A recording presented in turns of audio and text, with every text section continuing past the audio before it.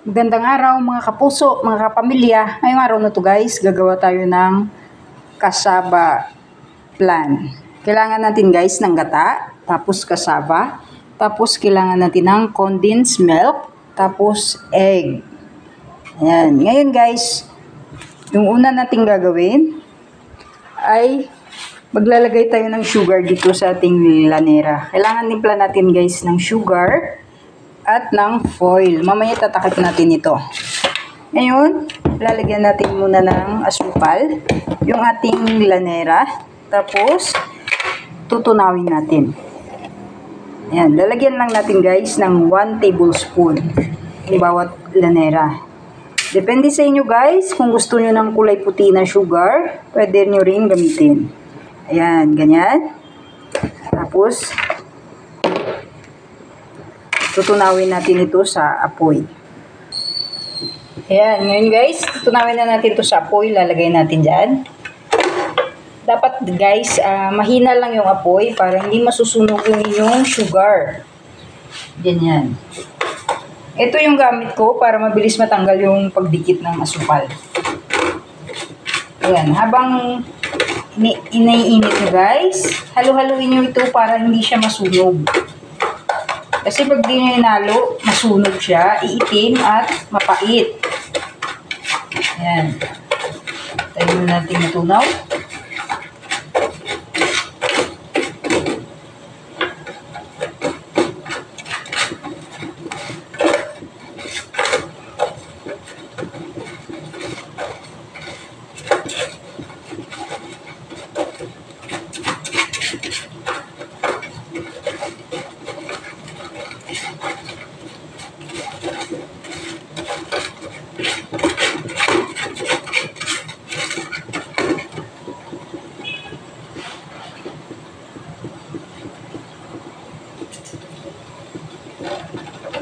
Yan, pag ganito na guys yung ano niya guys, yung texture niya. Yan, pag ganyan na yung itsura niya. Pakita ko sa inyo. Ayan, pag ganyan na yung itsura niya, luto na yan. Kakalat mo siya sa inyong lanera. Yan, ganyan, kakalat nyo. Yan, ganyan lang ang paggawa ng caramel. Next guys, lalagyan natin ng butter yung gilid. Kung wala naman kayong butter, pwede rin cooking oil. Ayan, papahiran nyo lang dito yung gilid para hindi bumikit yung ating gagawin na cassava flan. Ayan, ganyan lang guys, papahiran nyo lang.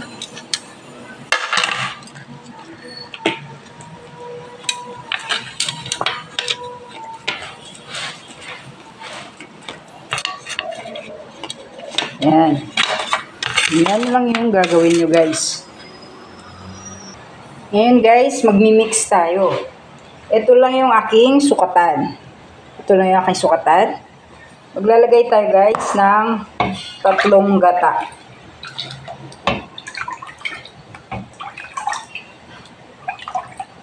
Isa.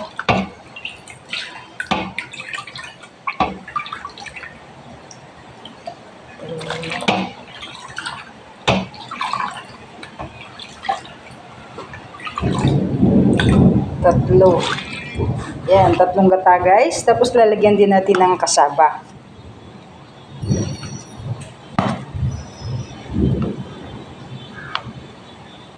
Bali, 4 na cassava guys.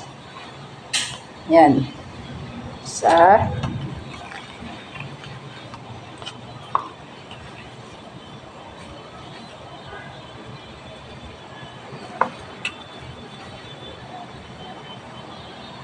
Dalawa.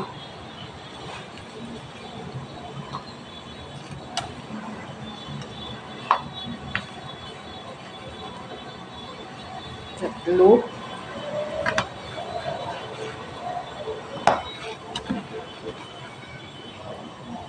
4. Yan guys, 4 na cassava. Ngayon, maglalagay na tayo ng condensed milk. Condensed milk.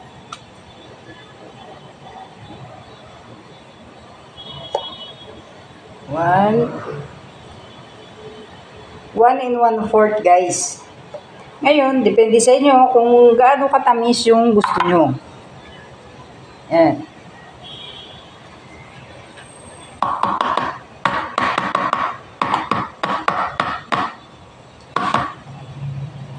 Tapos, ilalagay natin itong isang itlog.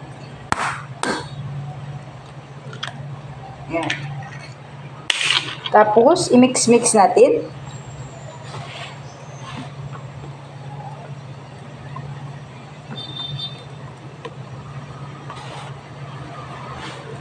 Haluin muna nating mabuti ito guys, bago natin ilagay sa lanera. Pagkatapos natin i-mix mabuti guys, lalagay na natin ito sa ating lanera.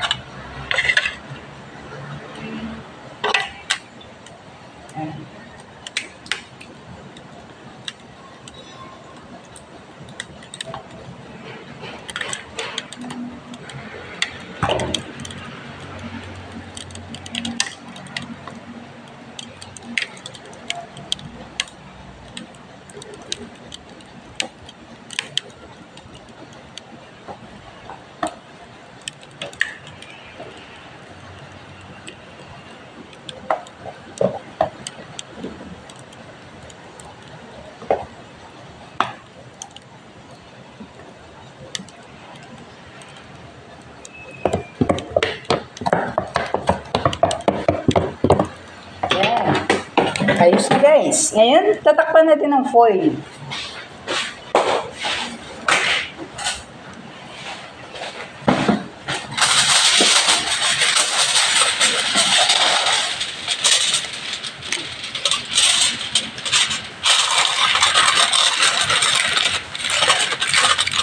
Ayan.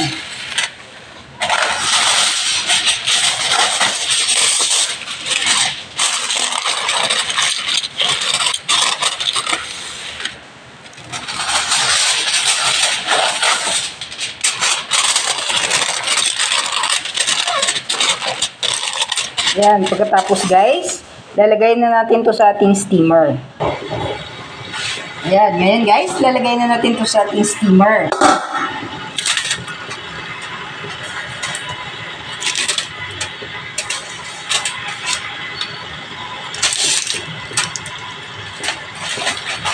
Ayan. Ayan. Tapos tatakpan natin mabuti.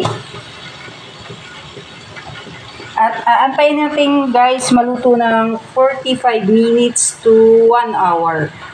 Yan. Antayin na natin maluto yung ating cassava plant.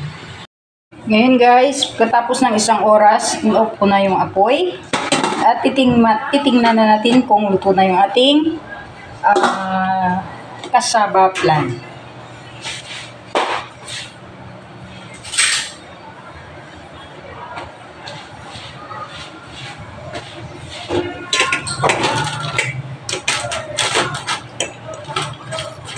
Dahan-dahan lang guys dahil mainit ito. Yan.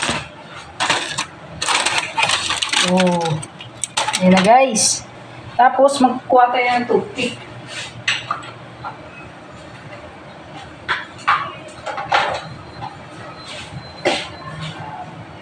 Yan.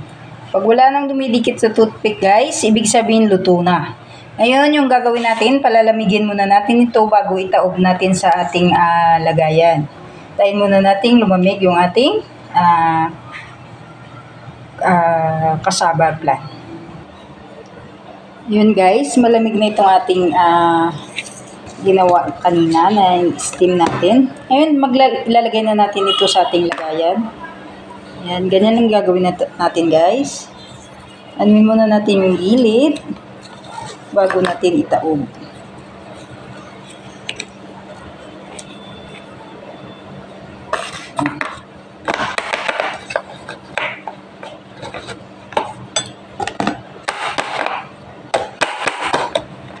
Ay.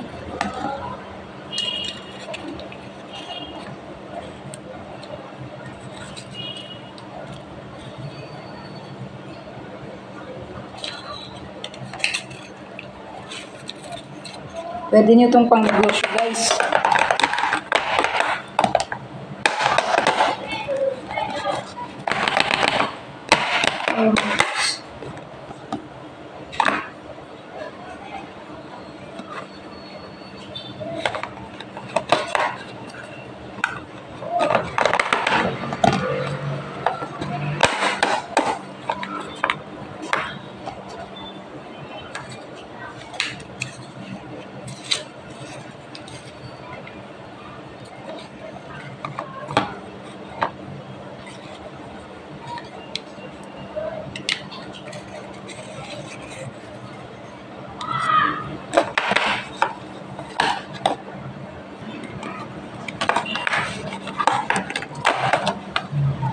Yan, tingnan nyo guys, dali rin siya.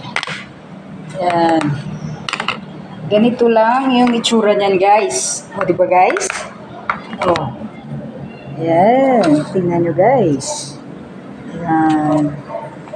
Try nyo rin gawin yan guys at sobrang sarap guys, promise. Yan, thank you for watching. Bye-bye.